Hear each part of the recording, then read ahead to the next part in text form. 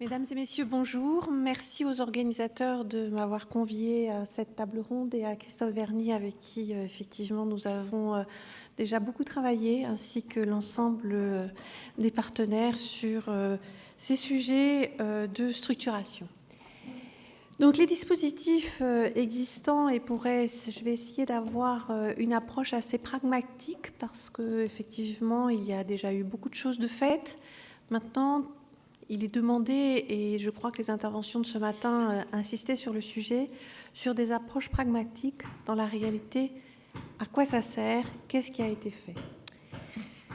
Je vais vous présenter donc les différents dispositifs sur les centres de référence, sur les filières et sur les ERN.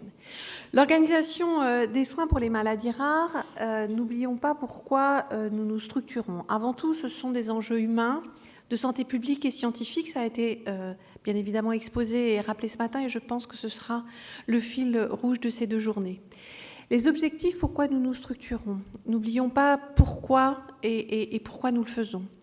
Diminuer l'errance diagnostique, accompagner l'émergence de nouvelles compétences, prévenir et compenser des handicaps et les souffrances physiques, psychiques et sociales qui sont causées par les maladies rares, améliorer les parcours de santé, associer étroitement la recherche et les soins apportés aux patients, promouvoir l'innovation thérapeutique et développer de nouvelles technologies d'information et de communication.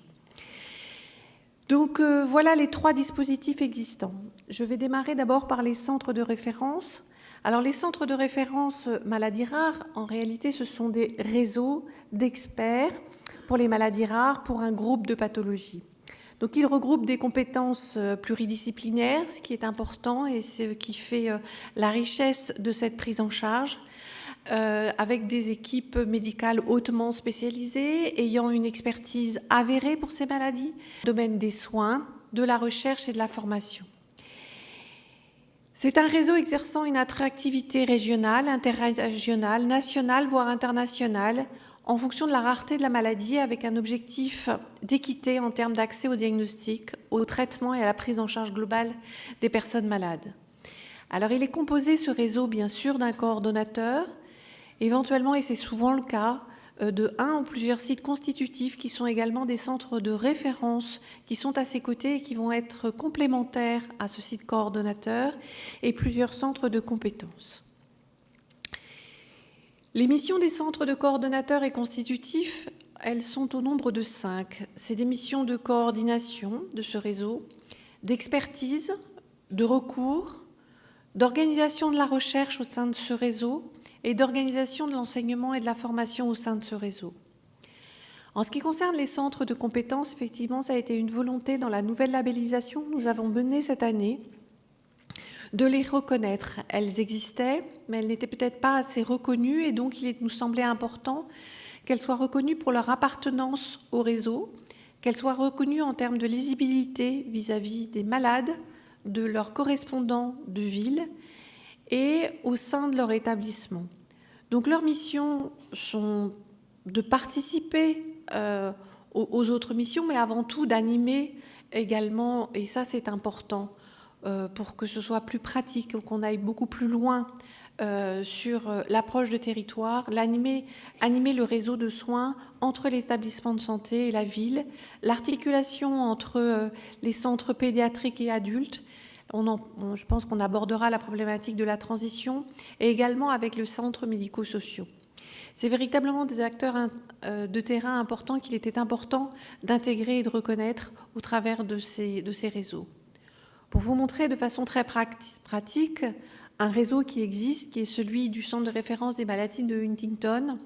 Voilà dispersé l'ensemble, donc en rouge, un coordonnateur qui se trouve à l'hôpital Henri Mondor, mais avec des sites constitutifs qui sont véritablement complémentaires à ce coordonnateur et l'ensemble des centres de compétences qui existent sur l'ensemble du territoire, voire même sur des départements éloignés.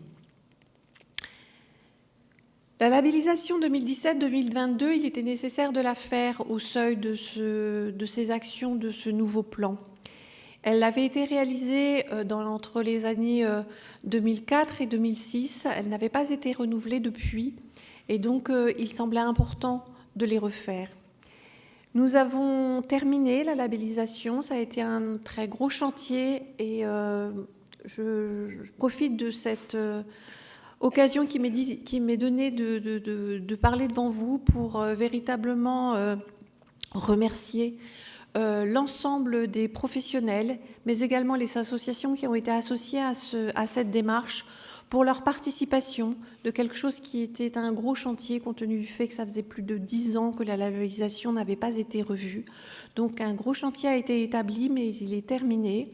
Nous allons pouvoir partir, c'est pas parce qu'il est terminé que les conditions s'achèvent, au contraire, ça va être le seuil de développement des futures actions. Donc ce sont 109 réseaux. Il y en a, ce sont des réseaux peut-être plus larges, avec des pathologies plus larges, parce qu'il y a de plus en plus de maladies. Et donc 109 réseaux au global, 387 centres coordonnateurs et constitutifs. Leur nombre a augmenté par rapport à ce qui existait précédemment, et 1844 centres de compétences. À côté de cela, il y a ce qui a été mis en place au fin du plan numéro 2, et c'est là une des raisons pour lesquelles le plan numéro 2 a été rallongé, puisqu'il devait se terminer en 2014, il s'est terminé qu'en 2016, avec 23 filières. Et là, je dois dire que je pense que c'est un exemple. Ces 23 filières se sont développées et mises au travail de façon très très rapide, parce que finalement, ce sont des structurations jeunes. Elles n'ont que 2 ans, et pour autant, elles fonctionnent bien. Et on voit au travers de tous les posters qui existent aujourd'hui et des communications qu'effectivement, c'était certainement un niveau d'organisation et de structuration qu'il fallait mettre en place. Alors, elles ont 3 missions: impulser et coordonner les actions visant à améliorer la prise en charge des personnes malades, favoriser et valoriser le continuum entre la recherche fondamentale, translationnelle et clinique, et développer l'enseignement, l'information et la formation. Elles sont véritablement le carrefour entre les différents acteurs que vous êtes aujourd'hui, en ce qui concerne le carrefour entre ces réseaux, mais également les laboratoires, avec les organismes de recherche, avec les universités, avec bien sûr les associations qui sont conviées à leur gouvernance et l'ensemble des acteurs qui nous réunissent aujourd'hui. Il y en a 23, elles ont d'ores et déjà chacune leur site, elles sont déjà, l'information est quelque chose d'important aujourd'hui dans les objectifs que nous avons, et elles ont toutes leur site aujourd'hui, et c'est quelque chose d'important. Je vais en citer qu'un, mais juste pour montrer que sur ces sites, effectivement, dans leurs espaces propres, c'est un lieu d'information, d'orientation, que ce soit pour les malades et que ce soit pour les professionnels qu'elles coordonnent. Elles n'ont pas travaillé de façon en silo. Elles ont travaillé, et ça c'est important, elles ont mené des travaux interfilières. Il y a beaucoup de choses à faire, mais elles se sont emparées de sujets et elles se sont réparties les sujets, puisque certains, même si chaque maladie a sa spécificité, il y a parfois des approches qui sont communes, et elles se sont réparties beaucoup de sujets d'ores et déjà. Elles se sont réparties le sujet des plateformes de coordination en Outre-mer. Les travaux ont été utilisés pour être intégrés aux actions du futur plan. Elles sont en train également de travailler sur la cartographie des laboratoires d'analyse, avec les différents partenaires bien évidemment.